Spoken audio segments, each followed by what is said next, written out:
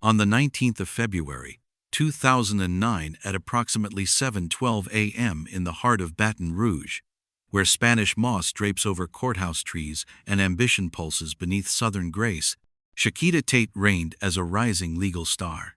Known for her dazzling courtroom presence and unmatched grit, she had built a name defending the most feared criminals in the region.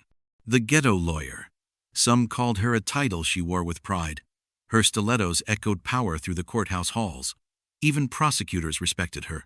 None more so than Assistant DA Prem Burns, who often faced her in trial but privately admired her sharp legal mind.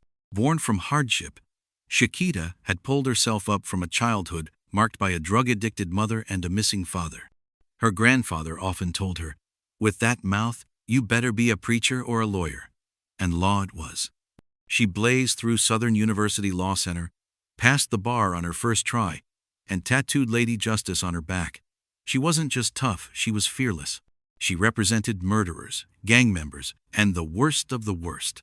Her clients adored her, often hugging her like family. But none of that prepared her for what was coming. On this chilly February morning, the city stirred slowly, unaware of the horror that had unfolded inside a modest downtown law office. Shakita Tate was found murdered, stabbed over 40 times, her body mutilated in a rage so violent, detectives whispered one word: personal. Baton Rouge, a city used to violence in the shadows, was shaken. This wasn't just another homicide. This was the silencing of a warrior. And the hunt for her killer would drag the community through secrets, betrayals, and an investigation so twisted, no one was ready for where it would lead. Shakita Tate wasn't just a lawyer, she was a force. In Baton Rouge, her arrival at the courthouse was an event. From the click of her heels to the sharpness of her suits, she commanded attention. Even her opponents would admit when she walked in, the room changed. Prosecutors braced themselves, and clients breathed easier. She'd earned her reputation the hard way. Raised in a broken home, Shakita had clawed her way to the top. Her mother battled addiction, her father absent, but she never let the odds define her. Law school was her mission, and justice was her battlefield. She took the cases no one else wanted: gang members, drug dealers, murderers. She didn't flinch. Her fearlessness made her a target, but it also made her legendary. Her office buzzed with visitors, from desperate clients to loyal family. But the grind never stopped. Shakita worked late, nights filled with legal briefs and cold coffee. Her sister, Danita, stood by her side both as secretary and confidant. Together, they formed an unbreakable team. But even Danita noticed something had changed in recent weeks. Shakita seemed distracted, more withdrawn. She talked less about cases and more about her husband, Greg Harris. Greg was charming, successful, and well-dressed. A construction worker with big dreams and an even bigger smile. He and Shakita had met by chance at a traffic light. A cutoff, a curse, a laugh, and suddenly love bloomed. Or so it seemed. They married quickly. Too quickly, some thought. The preacher even warned her, "If this ain't what you want, don't do it."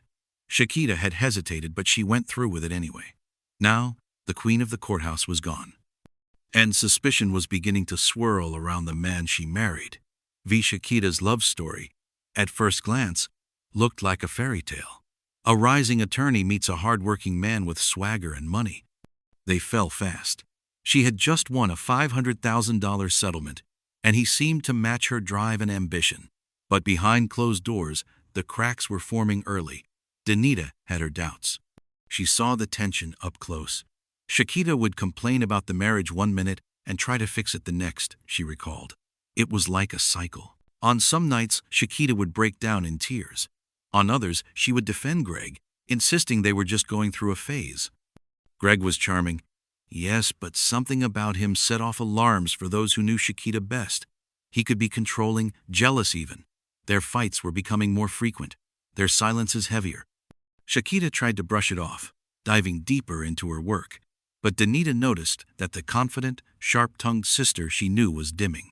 Still, they played the part. Shakita flaunted her diamond ring and shared photos from their wedding. She kept up appearances. Greg helped her redecorate her office. He brought her dinner. From the outside, it looked like a power couple on the rise. But on the inside, something darker brewed. And then came the night Shakita called Danita and said, "I don't think I can do this anymore." Danita didn't take it seriously. She had heard it before. She laughed it off, hung up, and went to bed. By morning, her sister was dead. The office, Shakita's sanctuary, had become her tomb. And the only people who knew she had worked late that night, her clients and her husband. Now, detectives were starting to dig, and what they were about to uncover would send shockwaves through Baton Rouge. The first responders arrived in silence, the hum of morning traffic dulled by flashing blue lights. Shakita's office, once bustling with files, laughter, and legal jargon, was now a sealed crime scene. It was gruesome. The scene was soaked in blood. Shakita had been stabbed more than 40 times. Her face had been slashed repeatedly, as if someone wanted to erase her identity. It was overkill. Pure rage. Whoever had done this didn't just want her dead, they wanted her destroyed. Detectives were stunned. No signs of forced entry, no broken windows, no ransacked files. Her diamond ring, earrings, and Tag Heuer watch were untouched.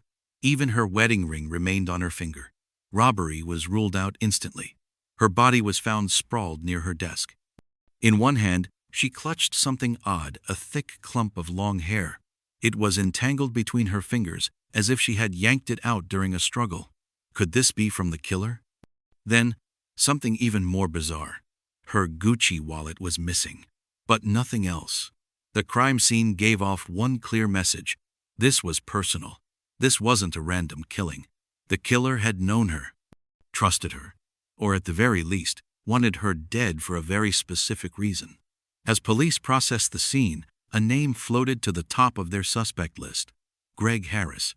Greg had told police that he brought Shakita food the night before and left after she said she'd be working late. But now, with Shakita dead, his story was under scrutiny. Why didn't he report her missing until the next morning? And why did he seem more angry than grief-stricken? The hair in her hand, the missing wallet, and the spotless hallway, it all pointed to something deeper. A cover-up.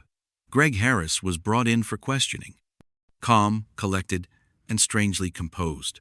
When asked where he was the night before, Greg repeated the same story. He brought dinner, kissed her goodnight, and left around 9 p.m. She wanted to work late. He said he understood. But detectives weren't buying it. They asked about the marriage. "We were fine," he said flatly. Like any couple. When pressed further, he admitted there had been arguments. "We were working through stuff," he muttered. But his tone didn't match the tragedy. There were no tears. No breakdowns, just cool detachment. They asked about the security system. The alarm hadn't been triggered.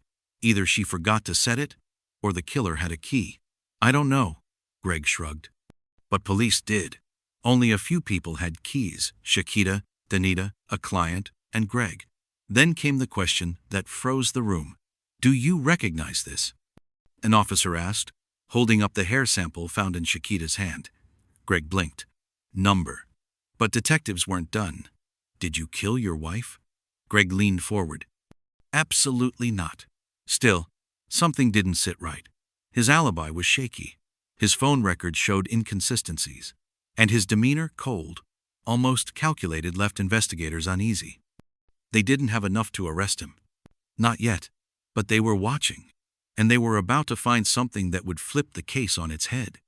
Amid the evidence collected from the office, one thing still baffled detectives: Shakita's missing wallet. Why would a killer take that and nothing else? Her phone, jewelry, laptop, all left untouched. But her designer wallet? Gone. They traced her last known credit card activity. Nothing suspicious. No unusual withdrawals. But 2 days later, a tip came in that changed everything. A homeless man claimed he found a wallet in a nearby dumpster 1 block from Greg's construction site. Detectives rushed to the scene. Inside the trash bin, beneath fast food wrappers and concrete dust, was a half-burned Gucci wallet. The leather was partially melted, but the initials ST were still visible. And inside, a business card for Greg's Custom Designs. It wasn't definitive proof, but it raised a critical question. Why was Shakita's wallet found burned near Greg's job site? The heat on Greg intensified. Detectives returned to question him again. This time, they asked about his whereabouts after he left her office. Greg hesitated. "I went home," he said. But surveillance told a different story. And now, they were getting a search warrant. While detectives prepared their warrant, they dove deeper into the couple's past. Shakita had confided in friends about Greg's temper. He had a way of making her feel small. She once told Danita, "He tears me down just to build me back up again." And there was something else. Greg had been married before. Twice. Both ex-wives described him the same way. Charming at first, then controlling and aggressive. One ex-wife claimed he used to follow her, showing up at her job unannounced. "He'd always smile," she said, but there was something behind that smile. Like a switch could flip at any second. Police began to see a pattern. Greg loved strong women, but only when they played by his rules. Shakita didn't. She was independent, driven, unwilling to submit. And lately, she'd been talking about leaving. Friends recalled her saying, "This man will ruin me if I stay." When detectives asked if she had ever been physically abused, her sister hesitated. "Not that I saw," Danita replied, "but I know fear when I see it." And she was scared. Behind the designer clothes and courtroom swagger, Shakita had been living with a man who might have seen her ambition not as something to admire but something to extinguish. Now, with the search warrant in hand, investigators headed to Greg's house. What they'd find there would confirm their worst fears. Greg's house was spotless. Too spotless. Detectives walked through the master bedroom, the bathroom, and finally, the garage. On the far wall, partially painted over, they found traces of something odd. A faint smear. Forensics confirmed it. Human blood. It matched Shakita's DNA. Greg claimed it was from an old cut, that she had visited days earlier and maybe nicked herself on a tool. But the spatter pattern said otherwise. It was high velocity, the kind associated with violence, not accidents. Even worse, behind the garage sink, they found a pair of latex gloves, stained red. When tested, both Greg's and Shakita's DNA were present. And then came the final blow.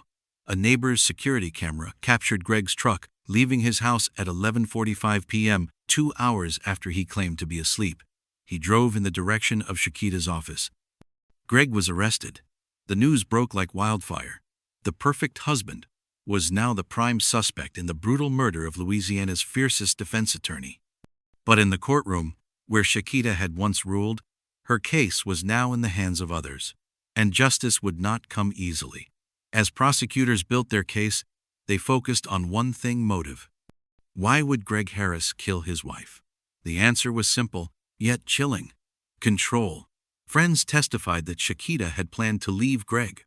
She was tired of the verbal abuse, the possessiveness, the way he constantly undermined her success. She had already consulted a divorce attorney. Greg, on the other hand, couldn't stand the idea of losing her. To him, Shakita wasn't just a wife, she was a possession.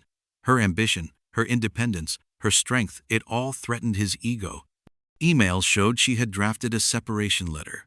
Phone records revealed she had called shelters and counselors. She was ready to leave. And Greg knew it. This wasn't a crime of passion, it was premeditated. A man's need to dominate had collided with a woman's determination to break free. And the result? A slaughter. Greg's trial began in early 2012. Baton Rouge packed the courtroom. On one side sat Shakita's family dressed in black, holding each other. On the other, Greg's few remaining supporters, some still refusing to believe he was capable of murder. The prosecution came out strong. They showed photos of the blood-soaked crime scene, presented the gloves with DNA, replayed the surveillance footage. But it was the testimony of Danita and Shakita's friends that cut deepest. She said she feared for her life. One friend cried. "She told me he'd kill her if she left," said another. Greg's defense team argued there was no direct evidence tying him to the murder. No murder weapon, no eyewitness. But the circumstantial evidence was suffocating. The jury listened, and they wept. Throughout the trial, Shakita's mother sat silently. Her face was tight, unmoving. But when the coroner took the stand and described the 43 stab wounds, how each one punctured vital organs, she collapsed. "She didn't die right away," the coroner said softly. "She likely suffered. The courtroom fell silent. Later that day, outside the courthouse, her mother spoke to reporters. No parent should have to bury their child, and no man should get to destroy a woman just because she outgrew him. Her words echoed across. The defense tried to shift the narrative. They suggested someone else could have killed Shakita, a disgruntled client, a jealous rival. But then came a crucial moment. An expert witness from the FBI testified that the blood found on the gloves had seeped in a pattern consistent with stabbing, not post-cleanup. That meant Greg was wearing them while killing her, not cleaning up after someone else. The defense scrambled. The jury took notes. And Greg? He finally showed emotion. But it wasn't remorse. It was fear. On the 10th day of deliberation, the jury returned. Greg Harris stood, his suit pressed, his jaw tight. The courtroom held its breath. Guilty. Greg blinked once, then sat down. Shakita's family erupted into quiet sobs. Danita clutched her mother's hand. Justice had spoken. Greg Harris had been found guilty of second-degree murder. He was sentenced to life in prison without the possibility of parole. The man who tried to silence her would now live in silence. Weeks after the trial, lawyers still spoke of Shakita. In courthouse halls, her name was etched in memory. You felt her spirit in that courtroom, one judge said. Her old desk remained untouched. A framed photo of her, smiling confidently, stood on her bookshelf. Law students visited it like a shrine. Her presence lingered. In justice, in courage, in power. Shakita's death sparked a movement in Baton Rouge. Law firms launched initiatives to support women in abusive relationships. A scholarship fund was created in her name for Black women in law. Local shelters saw a rise in calls. Women who saw Shakita's story and realized they weren't alone. Her voice lived on, not in court, but in every woman she inspired to walk away before it was too late. Danita didn't stop at justice. She began speaking publicly at schools, churches, and conferences. Leaving doesn't guarantee safety, she'd say. But staying guarantees pain. She founded Justice for Shakita, a nonprofit dedicated to helping professional women spot the signs of emotional abuse early, especially the kind masked by expensive gifts and smiles. She refused to let her sister die in vain. One story circulated among lawyers who knew Shakita. The tattoo on her back, Lady Justice, had one blindfolded eye and one open. She didn't believe in blind justice, a colleague said. She believed in looking injustice straight in the face. And that's what she did.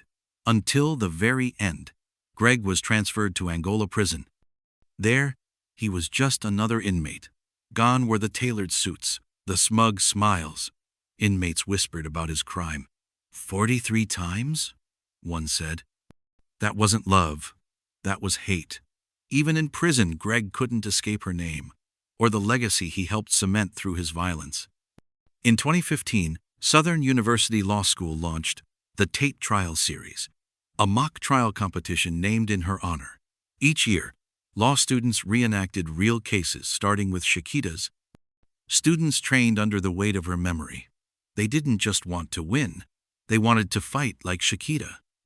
It turned out that Shakita's last client, the one she stayed late for, had won his appeal using documents she had prepared that very night. He dedicated his release to her memory. I never knew an angel could be that fierce, he said, and the courtroom fell silent again. In the years that followed, young Black girls pointed to Shakita when asked who inspired them. Not Beyoncé, not Oprah, but the ghetto lawyer, who fought till her last breath. Shakita's journals were published posthumously, filled with quotes like, "I was born to argue for the voiceless." Readers were stunned by her insight and pain. Her funeral drew thousands. Judges, clients, old classmates, and strangers, all touched by her strength. Danita kept her phone number active. She couldn't bring herself to delete it. Every year, on the 19th of February, a candlelight vigil lit the street where her office stood. Greg appealed his sentence 3 times. All were denied. A mural was painted near the courthouse, a silhouette of Shakita holding scales, her afro crowned in gold. A street was renamed Tate Justice Way. Her story was turned into a documentary titled Justice War Heals. And finally, whenever a new lawyer walks into a courtroom with nerves and ambition, Someone always whispers, "Channel Shakita." Because though her voice was stolen, her story never will be.